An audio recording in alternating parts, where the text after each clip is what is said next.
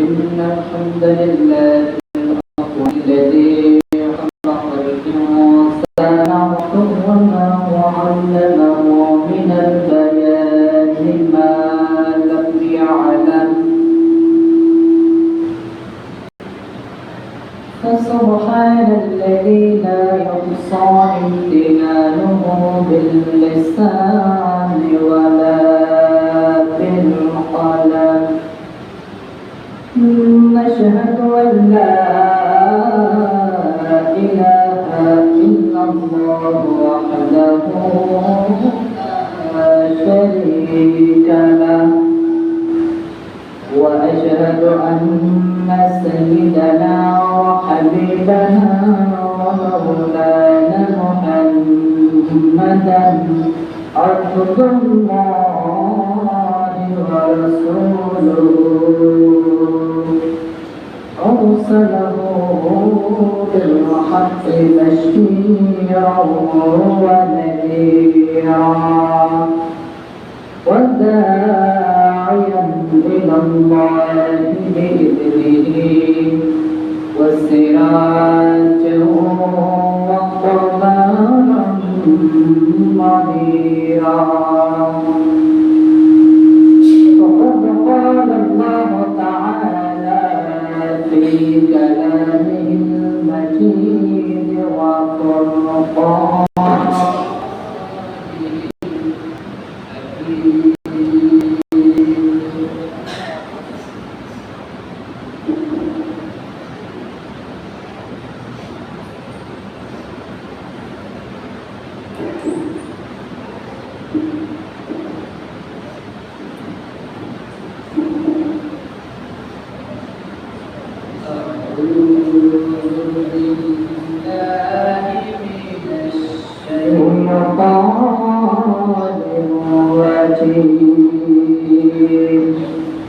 بسم الله الرحمن الرحيم إن الله وملائكته يصلون على النبي يا أيها الذين آمنوا صلوا عليه وسلموا تسليما اللهم صل على سيدنا محمد وعلى آله سيدنا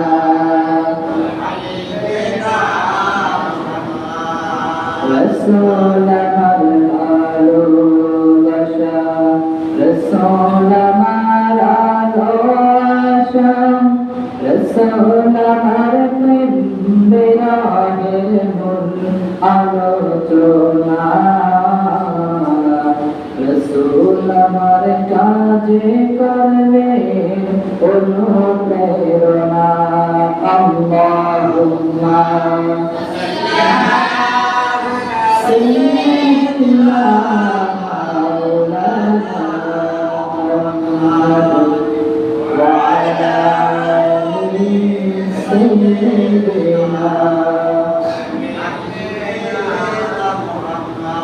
رب زدني علما رب زدني علما رب اشرح لي صدري ويسر لي أمري واحلل عقدة من لساني يفقهوا قولي سبحانك لا علم لنا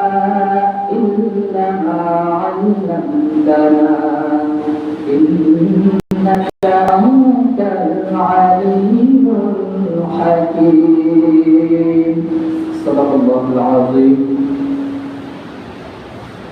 শুকরিয়া আদায় করছি সেই মহান মালিকের দরবারে যে আল্লাহ রাব্বুল আলামিন মুহররম মাসের 11তম তারিখে যে মহান মালিক আমাদেরকে মাগরিবের সালাত আদায় করার পর কোরআন হাদিস থেকে কিছু কথা শোনার জন্য যে রব্বুল আলামিন আমাদেরকে একত্রিত হওয়ার তৌফিক দিয়েছেন সে রব্বুল আলামিনের দরবারে শুকরিয়া আদায় করছি। সবাই বলছি আলহামদুলিল্লাহ। দুরূদ ও সালাম পেশ করছি সাইয়্যিদুল মুরসালিন খাতামুন নবিয়্যিন আখির জামানার পয়গম্বর যেভাবে জাহিলি যুগে আগমন করে অসভ্য মানুষগুলোকে সভ্য বানিয়েছেন, অভদ্র মানুষগুলোকে ভদ্র বানিয়েছেন, কোরআন নামক সংবিধান দিয়া কোরআনের রাষ্ট্র কায়েম করে যে রাসূল জমিন থেকে বিদায় হয়েছেন সেই রাসূলের উপরে সংক্ষিপ্ত দুরূদ ও সালাম পেশ করছি। সবাই বলছি সাল্লাল্লাহু আলাইহি ওয়াসাল্লাম। সাথে সাথে সেই সমস্ত ওয়ার্ডের মুজাহিদদের আত্মার রুহের মাগফিরাত কামনা করছি যারা শুরু থেকে এ পর্যন্ত ইসলামের জন্য, কোরআনের জন্য, এই দেশকে দ্বিতীয়বার স্বাধীন করবার জন্য যারা নিজের জীবনের তাজা রক্তকে আল্লাহর জন্য বিসর্জন দিয়েছেন তাদের রুহের মাগফিরাত কামনা করছি। আমরা সবাই বলছি আল্লাহুম্মা আমিন। দেখেন, আমি এই তো পূর্বে জুমাতে আলোচনা করেছি এই বিষয়টি নিয়ে যে মুহররম মাস কখন থেকে শুরু হয়েছে, কখন থেকে তারিখ গণনা শুরু হয়েছে, কাকে কেন্দ্র করে মুহররম শুরু হয়েছে এই বিষয়ে আমি আলোচনা করেছি। তো এতটুকু বলতে চাই, আমরা যেটা ধরে রাখি সেটা হলো কারবালার ঘটনা। হাসান হুসাইনকে ইয়াজিদের বংশধর বাহিনী হাসান হুসাইন নবীর নাতি তাদের দুই ভাইকে হত্যা করেছিল। কিন্তু কোন কারণে? এই ঘটনা আমরা অনেকেই জানি, অনেকবার শুনেছি, কিন্তু এই ঘটনা ছাড়াও আরো অনেকগুলা ঘটনা এই দিনকে কেন্দ্র করে মুহররম। তো আমি হাসান হুসাইনের ঘটনাকে বাদ রেখে এতটুকুই বলছি যে তারা ইসলামের জন্য, কোরআনের জন্য কাজ করবার কারণে ইয়াজিদের বংশধর তাদেরকে সহ্য করতে পারেনি, এই কারণে তাদেরকে হত্যা করেছে। কারণ হাসান হুসাইন কি দ্বীনের বিপক্ষে ছিল না দ্বীনের পক্ষে ছিল? বলেন তো, দ্বীনের বিপক্ষে না পক্ষে? দ্বীনের পক্ষে থাকার কারণে ইসলামপন্থী মানুষগুলোকে যখন ইয়াজিদ সহ্য না করতে পারলো তখন তার বাহিনীকে অর্ডার করলো যে এবার কারবালার প্রান্তরে যুদ্ধ ঘোষণা করা হোক। যুদ্ধ ডাকার পরে বিভিন্ন কোয়ালিটির ক্ষেত্রে তাদেরকে হত্যা করে শহীদ করা হলো। আমি এই ঘটনা এই পর্যন্ত রেখে দিলাম। দেখেন, সহিহ বুখারী কিতাবের ব্যাখ্যা গ্রন্থকার আল-উমদাতুল কারি লিশারহ সহিহ বুখারী কিতাবের আল্লামা তার এই কিতাবের মধ্যে লিখছেন যে তার 10টি ঘটনা, মূল বিষয় হলো 10টি ঘটনা।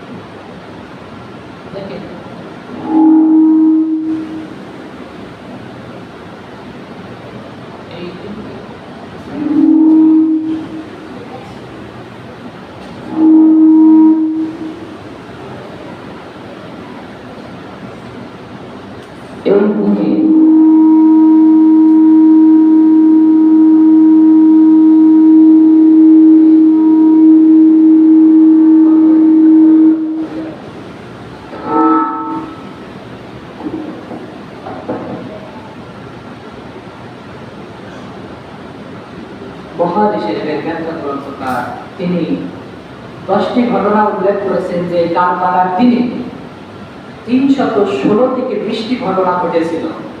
তার মধ্যে 10টি ঘটনা তিনি উল্লেখ করেছেন। 1 নাম্বার ঘটনা, প্রথম নাম্বার পয়েন্ট, আল্লাহ রাব্বুল আলামিন আদমকে সৃষ্টি করেছেন এই মুহররমে। তিনি বলেন সুবহানাল্লাহ। দেখেন, আল্লাহ যখন ফেরেশতাদেরকে একত্রিত করে বললেন, ফেরেশতা, পৃথিবীতে আমি খলিফা সৃষ্টি করতে চাই, আমি প্রতিনিধি সৃষ্টি করতে চাই, যারা জমিনে গিয়ে আমার ইবাদত করবে, আমার দাসত্ব করবে। তখন ফেরেশতারা কি বলেছিল? তারা বলেছিল যে, আল্লাহ, আমরা তো তোমার ইবাদত করি, আমরা তো তোমার গোলামি করি, তোমার দাসত্ব করি, আপনি আবার কেন পৃথিবীতে খলিফা সৃষ্টি করবেন? তারা জমিনে এসে মারামারি, ফিতনা, ফাসাদ সৃষ্টি করবে, তাদেরকে সৃষ্টি করার দরকার নেই। আল্লাহ কি বললেন যে, আমি যা জানি তোমরা তা জানো না। আল্লাহ রাব্বুল আলামিন কোরআনুল কারীমের 2 নম্বর সূরা সূরাতুল বাকারার 30 থেকে 35 নম্বর আয়াত পর্যন্ত আল্লাহ ঘোষণা বর্ণনা করে দিলেন। আল্লাহ রাব্বুল আলামিন বললেন, বান্দা শোনো, আমি আল্লাহ কেমন করে মানুষ সৃষ্টি করেছি। সাইয়েদনা আদম আলাইহিস সালামকে সৃষ্টি করার পূর্বে যখন ফেরেশতাদের সাথে আল্লাহ কন্টাক্ট করছেন, ফেরেশতাদের সাথে যখন আল্লাহ আলোচনা করছেন, ফেরেশতারা তখন বলল, আল্লাহ, আপনি কেমন আবার মানুষ সৃষ্টি করতে চাচ্ছেন, তারা জমিনে ফিতনা ফাসাদ সৃষ্টি করবে।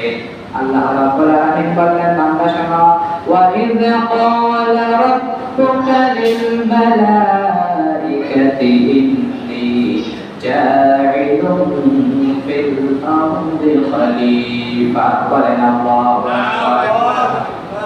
আল্লাহ জানিয়ে দিল, ফেরেশতারা শোনো, আমি আল্লাহ যেটা চাই সেটা করতে ইচ্ছুক হয়ে যাই, তোমাদের কথা মতো আমি চলবো না। আমি আল্লাহ জমিনে প্রতিনিধি সৃষ্টি করব, খলিফা সৃষ্টি করব, তারা জমিনে গিয়ে কি করবে? ওয়া মা খালাকুতুল জিন্না ওয়াল ইনসা ইল্লা লিয়াবুদুন। আল্লাহু আকবার। আল্লাহ জানিয়ে দিল, তারা জমিনে গিয়ে আমার ইবাদত করবে। আমি আল্লাহ দুইটি জাতিকে আমার ইবাদত করার জন্য আমি পাঠিয়ে দিই। এক নাম্বার হলো মানব আর জিন জাতিকে আমি আল্লাহ শুধুমাত্র কেবলমাত্র একমাত্র আমার ইবাদত করার জন্য পাঠিয়েছি। বলেন সুবহানাল্লাহ। এবার যখন আল্লাহ ফেরেশতাদেরকে কথা বললেন, ফেরেশতারা তখন কি বলল শোনেন, ক্বালু আতাজআলু ফিহা মান ইউফসিদু ফিহা ওয়া ইয়াসফিকু দিমা ওয়া নাহনু নুসাব্বিহু বিহামদিকা ওয়া নুকদ্দিসু লাক। ফেরেশতারা তখন বলল, আল্লাহ, আপনি যাদেরকে সৃষ্টি করতে চাচ্ছেন তারা তো জমিনে অহংকার করবে, জমিনে ফিতনা সৃষ্টি করবে। আল্লাহ তার কথায় উত্তর করে বললেন, ক্বালা ইন্নী আ'লামু মা লা তা'লামুন। আল্লাহ তখন বলল, আমি যেটা জানি তোমরা তো সেটা জানো না। আমি আল্লাহ যা ইচ্ছা করি কুন ফায়াকুন, আমি আল্লাহ যা ইচ্ছা করি সেটা সৃষ্টি করতে জানি। কুন বলে আমি আল্লাহ শুরু করি, আর ফায়াকুন বলার আগে সেটা পরিপূর্ণ হয়ে যায়। তোমরা কি আমার সাথে এবার কি তোমরা কি টিকা করতে চাও?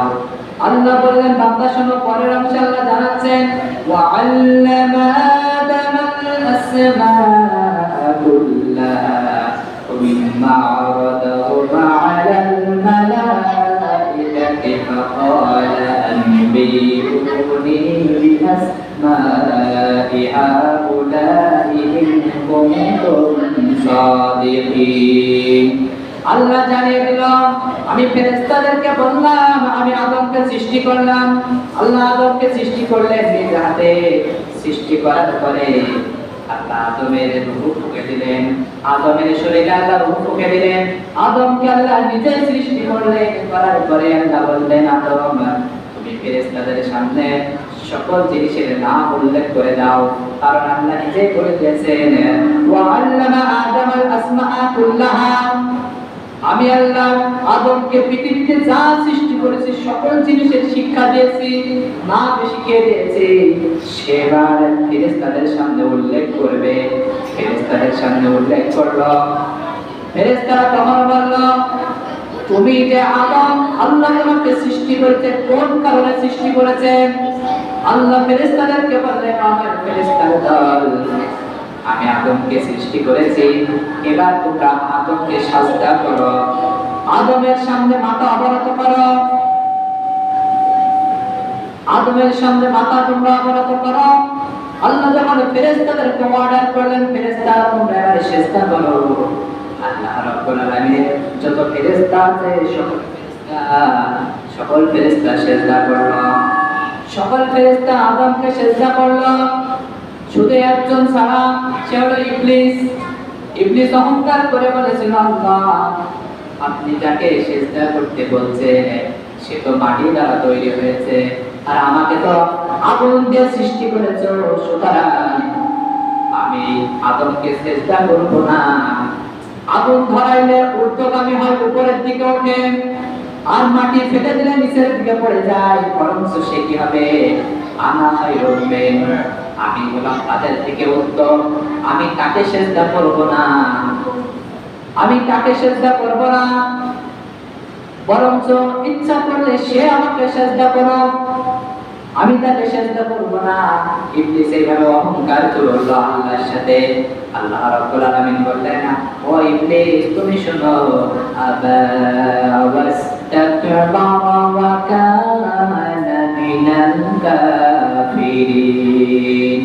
আল্লাহ তখন ইবলিসকে বললেন, ইবলিস আবার তুমি তো অহংকার করেছো, ওয়াস্তাকবারা ওয়া কানা মিনাল কাফিরিন, তুমি কাফের হয়ে গিয়েছো।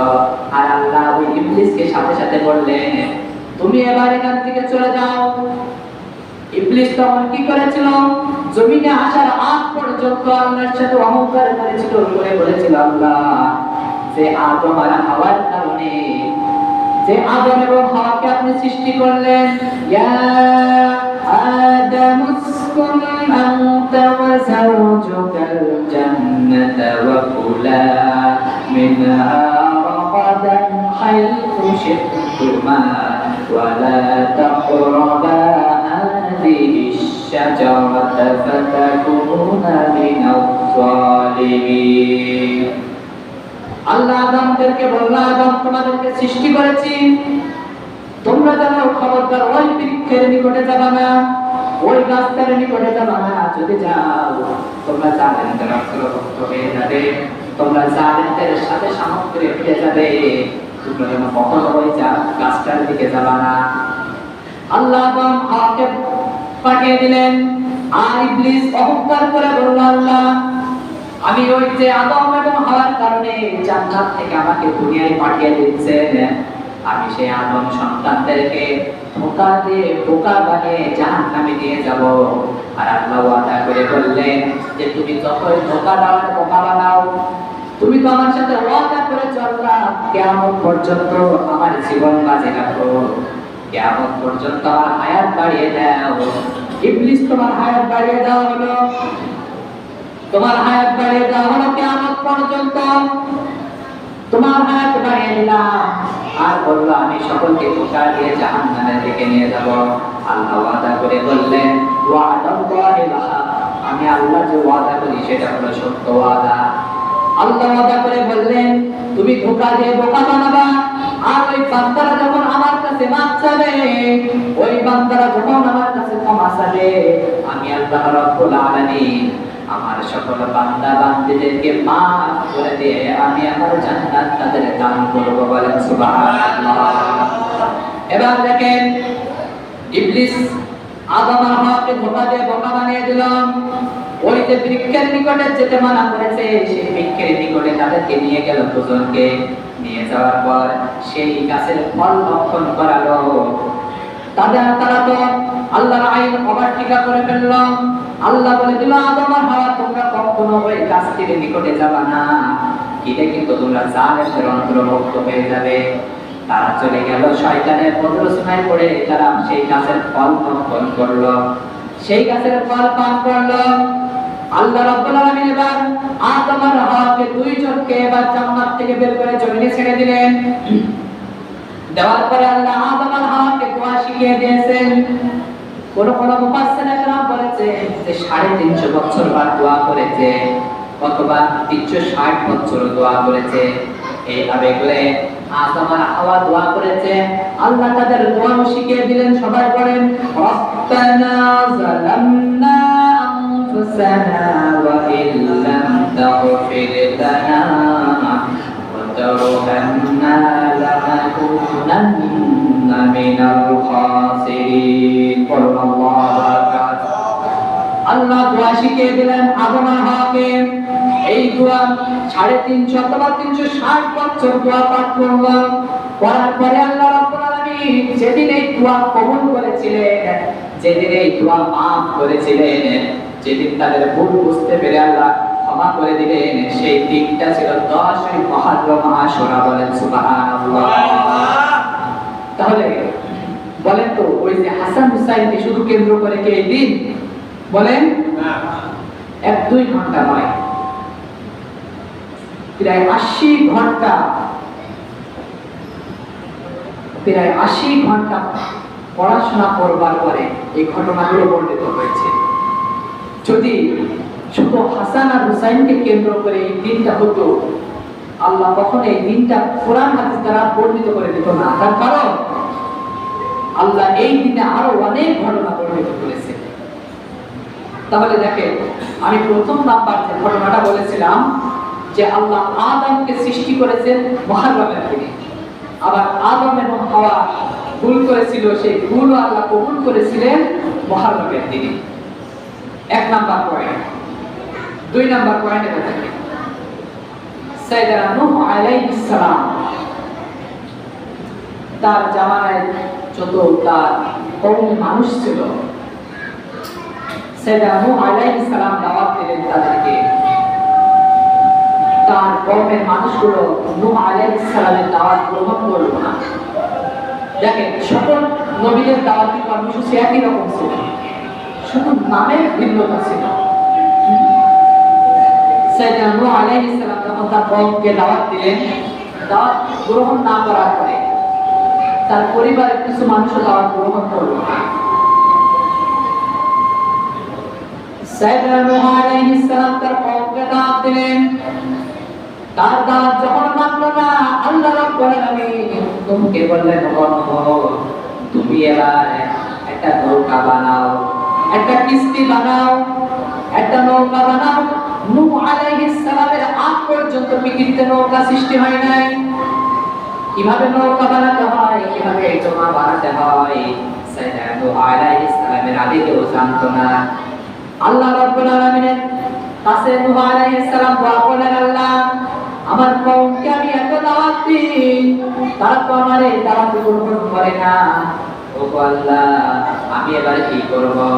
আল্লাহ নূহকে বললেন, ও নূহ, এবার তুমি একটা নৌকা বানাও, আমি তাদেরকে বন্যা দিয়ে, একটা মহাপ্লাবন দিয়ে তাদেরকে জমিন থেকে ধ্বংস করব। আল্লাহ রাব্বুল আলামিন নূহ আলাইহিস সালামকে এবার কিস্তি বানাতে বললেন। নূহ আলাইহিস সালাম কাঠ দিয়ে পাতালে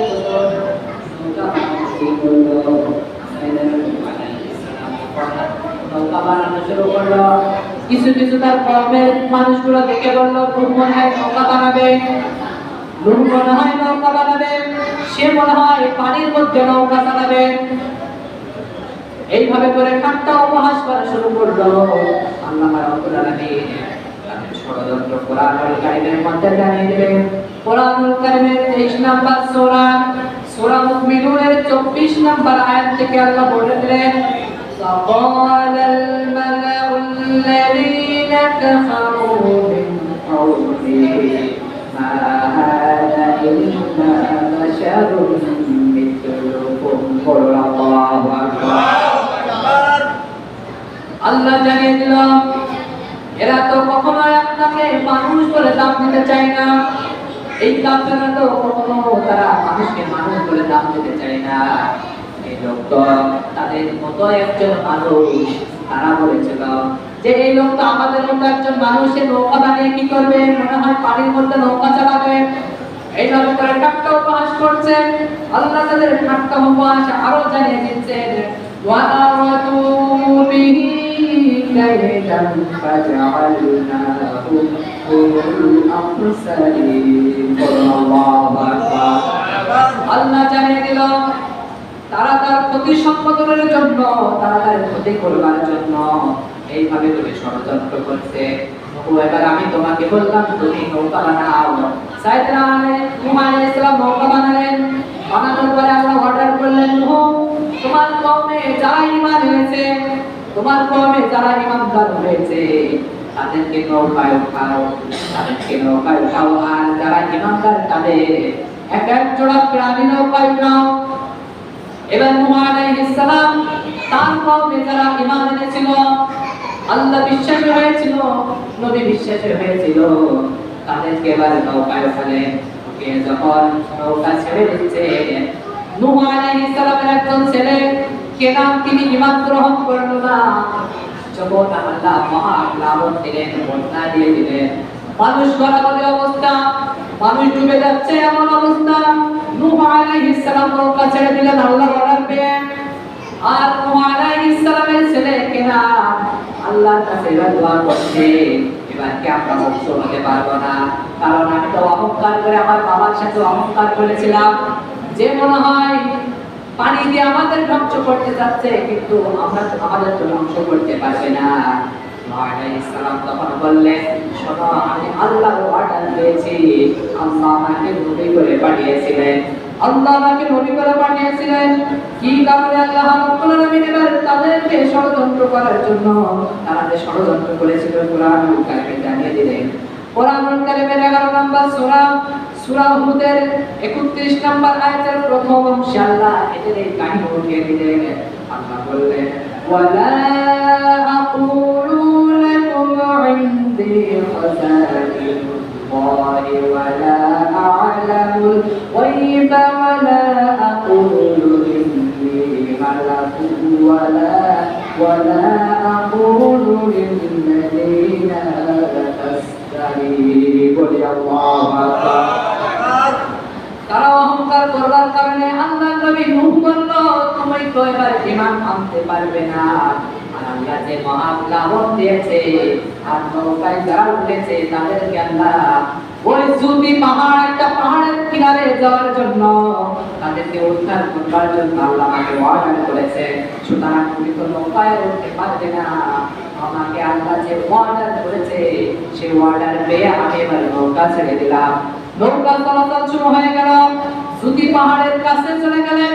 গিয়ে যেদিন আল্লাহ রাব্বুল আলামিনের কাছ থেকে সাইয়েদনা নূহ আলাইহিস সালাম ওই কাফেরের অত্যাচার থেকে যেদিন মুক্ত পেয়েছিলেন, সেই দিনটা ছিল ওই যে জুতি পাহাড়ে যেদিন মুক্ত হয়েছিলেন, সেই দিনটা ছিল 10 মুহররম আশুরার দিন। বলেন সুবহানাল্লাহ। দেখেন সাইয়েদনা নূহ আলাইহিস সালাম যখন কাফেরের অত্যাচারে পড়লেন, কাফেরদের হাত থেকে যখন আল্লাহ মুক্ত করলেন নূহকে যেদিন কাফেরদের হাত থেকে হেফাজত করলেন, সেই দিনটাও ছিল 10 মুহররম আশুরার দিন। সুবহানাল্লাহ। তাহলে আপনারা বলেন তো, শুধু কি ওই একটা ঘটনাকে কেন্দ্র করে মুহররম? অনেকগুলো। দেখেন 3 নাম্বার ঘটনা, 3 নাম্বার ঘটনা, সাইয়েদনা ইউনূস আলাইহিস সালাম মাছের পেটে ঢুকছিলেন না, কাফেরদের অত্যাচারে, তাকেও কাফেরদের অত্যাচারে পড়তে হয়েছে। সাইয়েদনা ইউনূস আলাইহিস সালামের আরো একটা নাম ছিল, যদিও লম্বা ঘটনা, মূল পয়েন্টটুকু আমি আলোচনা করছি। সব ঘটনা বলতে গেলে 10টা পয়েন্ট আমি শেষ করতে পারবো না। তার আরো একটা নাম ছিল সাহিবুল হুদ, তার এই নামে নামকরণ করা হয়েছে।